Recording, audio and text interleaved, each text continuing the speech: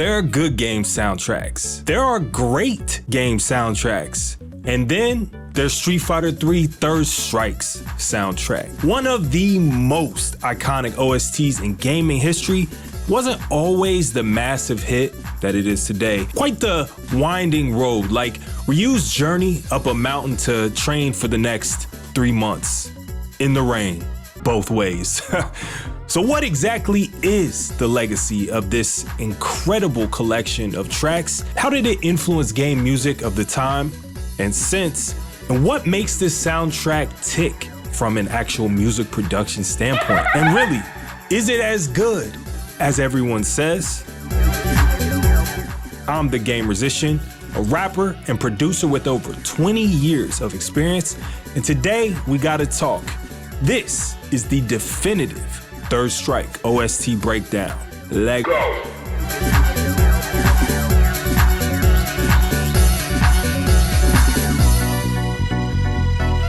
The evolution of Street Fighter music.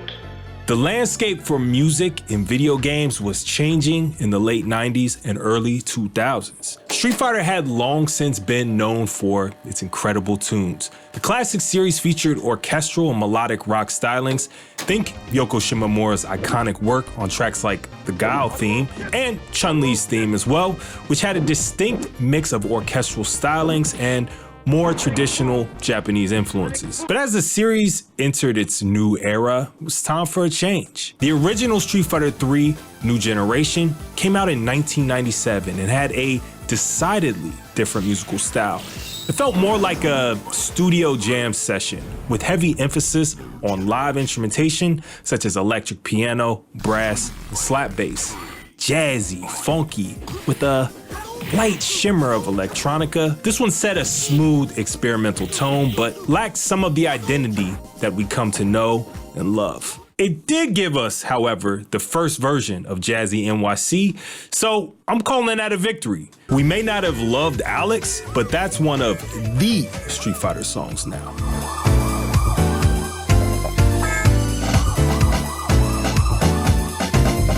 Second Impact came along and really upped the energy and cohesiveness of the whole soundtrack. Many consider it their favorite rendition of the OST, and while I respect that, I gotta disagree. Respectfully. That's not to say that this one isn't an absolute classic in its own right. Just as jazzy but more aggressive and club-ready than New Generation, it introduced more defined character themes and stage-specific remixes that showed a maturity and refinement that the original lacked. Ibuki's theme Sharp Eyes is a great example of the soundtrack's personality, with a high energy, complex rhythm that feels like the character personified. A transitional OST, smooth jazz infused with some Setsui no Haru banger vibes. This one hinted at what was to come. The arrival of Third Strike's urban sound. Street Fighter 3 Third Strike, Fight for the Future, committed to an urban street aesthetic in a way the prior two soundtracks only hoped to dabble in.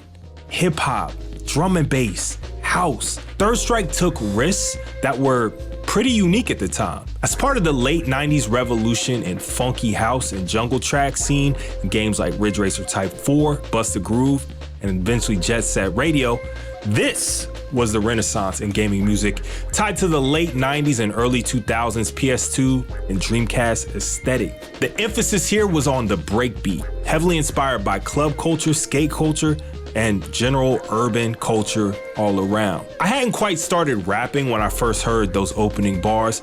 Let's get it on now, select to make your first pick, let's get it on, yo, 10, 9, 8, 7, 6.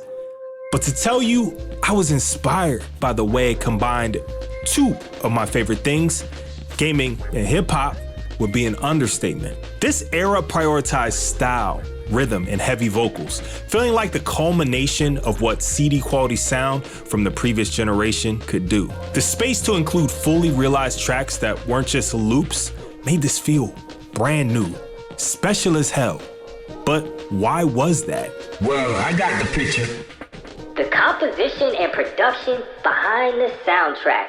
Hideki Okugawa deserves his flowers, just maybe a make sure they're roses, you feel me? Composed entirely in-house by Capcom's sound team, Okagawa-san, alongside legendary contributions from Yuki Iwai, who actually co-produced the entire trilogy, had a clear vision. A defining feature of the OST was the inclusion of English language rap vocals, an unusual and bold decision for a Japanese arcade game in the year of our Lord 1999. Yes, those verses were in the original Japanese release, not just added for Western audiences. Capcom proactively sought out an English-speaking rapper to authentically give that hip-hop flavor to your ears. From the energetic title theme to the character select music, Toronto-based rapper Infinite has his stamp all over this game. It's wild to realize that this was one of the first times the hip-hop culture I love so much truly intertwined with gaming.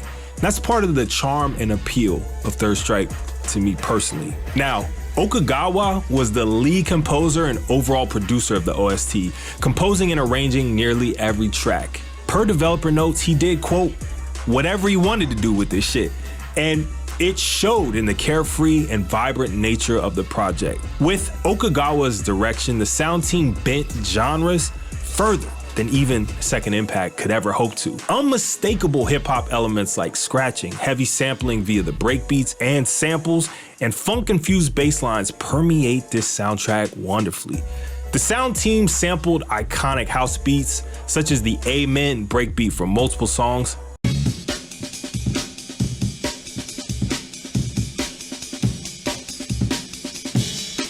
and even lifted the classic Woo Yeah from Lynn Collins' Think About It. Now, beyond sampling, many live instruments were layered throughout. Sax riffs, jazzy piano chords, and soulful bass lines. This gave the OST a rich and contemporary sound. The sound team wanted the themes to feel like real locales, and no track embodies this more than Jazzy NYC, which makes its return. It sounds better than ever here.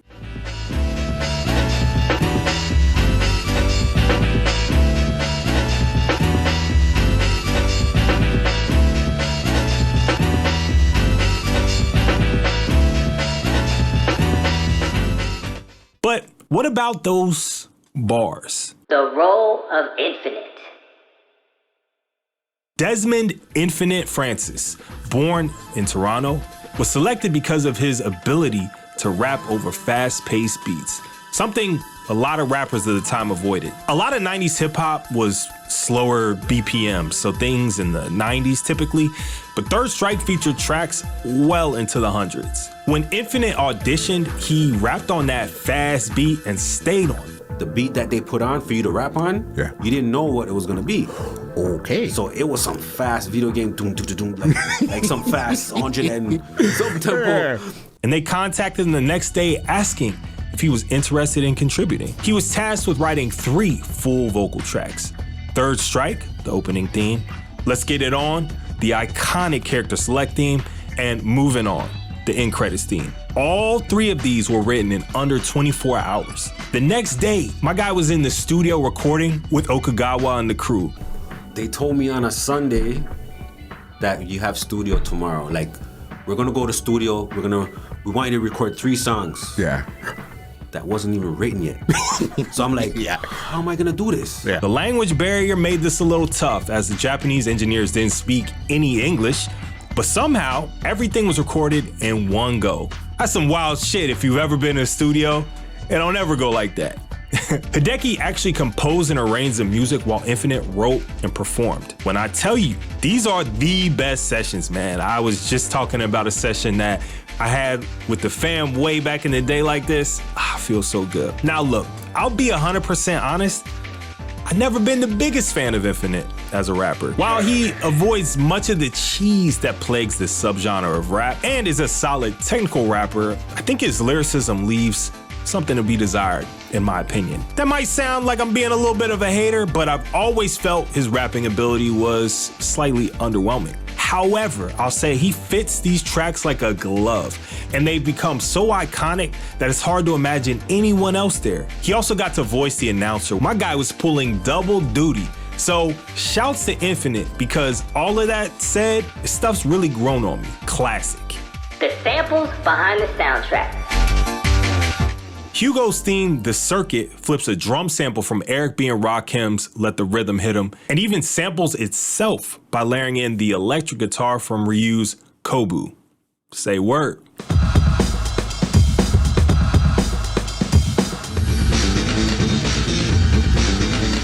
The hip-hop tracks for Infinite utilize samples from James Brown, Cypress Hill, and even the Steve Miller Band. The bonus stage contains rap vocal snippets from a royal-free sample CD. So yeah, lots of resources were utilized in the making of this genre. You know what? Yin and Yang stage, called Crowded Street, features an iconic James Bond themed melody and riffs on it as a motif.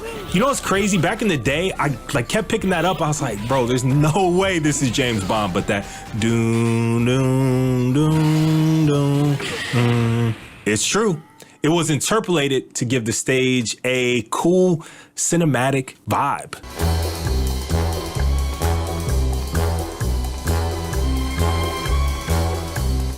Elena's theme, Beats in My Head, lives in my head, but it also samples McIntosh and Charles' Beats in My Head. Beats in my head. Which is then pitch shifted up and down throughout the whole track.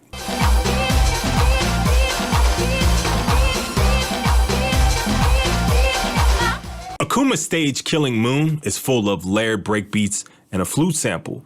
The previously mentioned Amen break comes back from the Winstons and is sliced up and looped throughout to provide the jungle beat rhythm alongside James Brown's Cold Sweat. Emu System's Shakuhachi from the Emu sound library is used for the eerie melody in this track. Now this is actually a well-known synth sample that has been utilized in various 90s pop songs as well. There are so many dope samples and examples of samples, bars, and here that I really am impressed. A lot of James Brown, a lot of Cypress Hill, even some sampled bass lines. I really appreciate slick layering of sampled elements, synth elements, and live elements, because I do that in my tracks these days. Now, you may have noticed my sample work in the track you're hearing now, titled Too Strong, being your boy Dudley's stage theme. But this comes in various layers. Now, find a new rival. Haters wanna go against me, but I'm too strong. Rolls in my fist, one hit and your crew gone. Blue gloves on, make you leave with a loose jaw. If you know what's good, then I believe you should move on. I'm too strong. Haters wanna go against me, but they too soft. Rolls in my fist, one hit and your crew gone. Moving with the swiftness, we getting a groove on. Third strike is the charm, it feels like a new dawn. Too strong. You're too strong.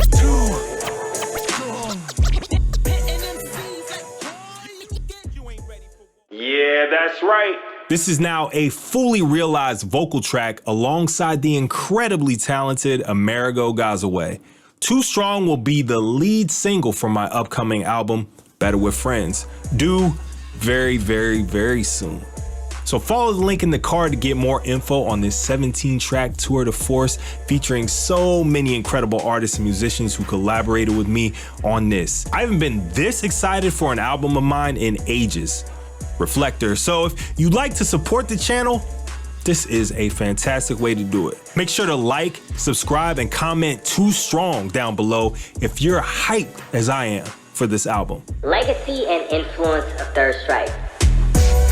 The influence of Third Strike is undeniable, y'all.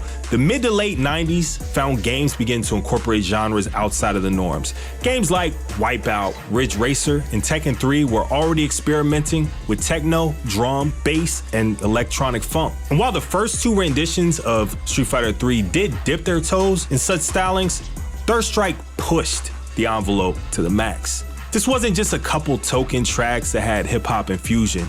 This informed the entirety of the design of this soundtrack. At a time when most fighting game soundtracks were either that rock orchestral sound of like SoulCal or techno-centric like countless others, Third Strike stood out for a genuine urban sound. This game became a benchmark for greatness and creativity in gaming music. In the years to come, others would step into those size 13 Nikes to keep their cipher complete. For example, 2000's Jet Set Radio famously used breakbeats and hip hop, though they were in development alongside each other. In 2003, EA Big, rest in peace, capitalized on the concept of hip hop and fighting games with Def Jam Vendetta in a way we had never seen.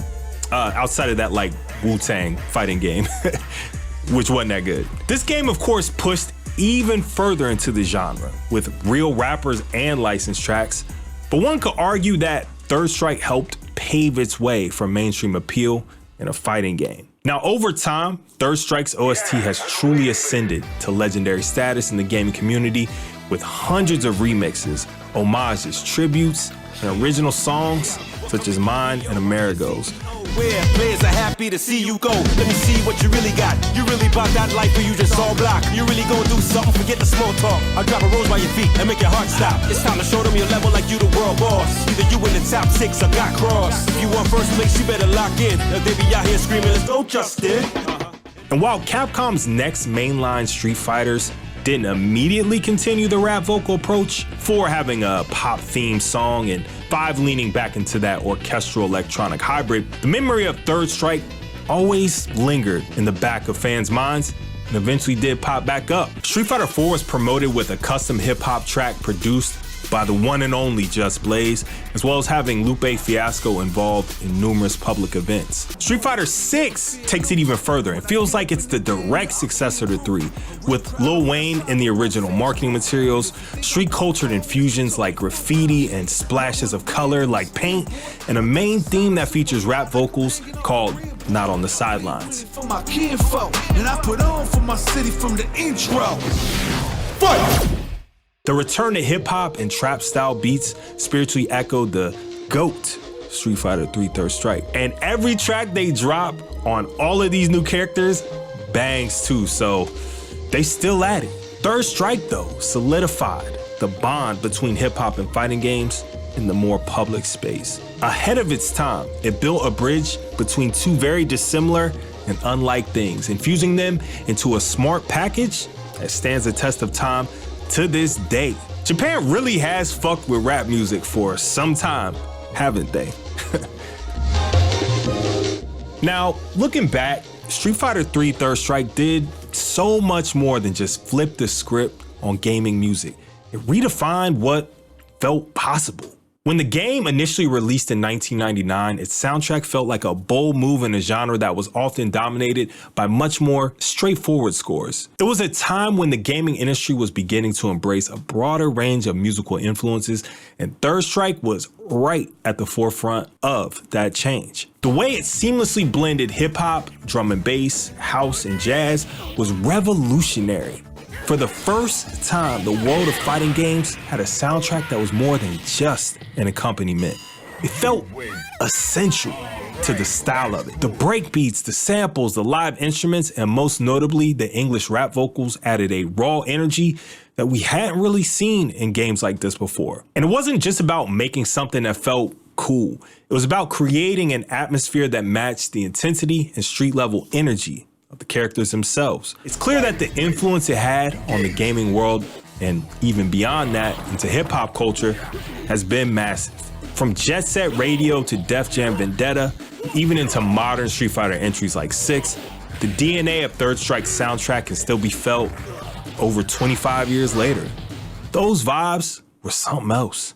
And for me, personally, this soundtrack has always been a huge inspiration. It was one of the first places where I saw hip-hop and gaming collide in a way that felt authentic. And that moment has stayed with me all these years later. And now, as a producer and rapper myself, I humbly hope to create music that has the same impact on others. So, as we wrap this all up, I'll leave you with this.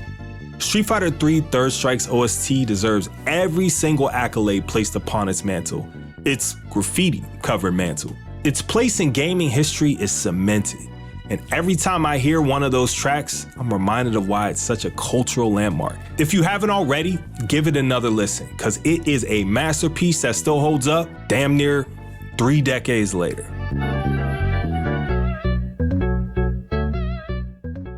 Thanks for joining me on this look back at Third Strike's phenomenal tunes. If you enjoyed this video, make sure to like, subscribe, hit that bell for more deep dives into the world of game music, and check this one out all about hip-hop's influence on gaming and vice versa. What's your favorite track from Third Strike? I'll catch you in the next one, and until then, keep the beats in your head. They ain't leaving mine.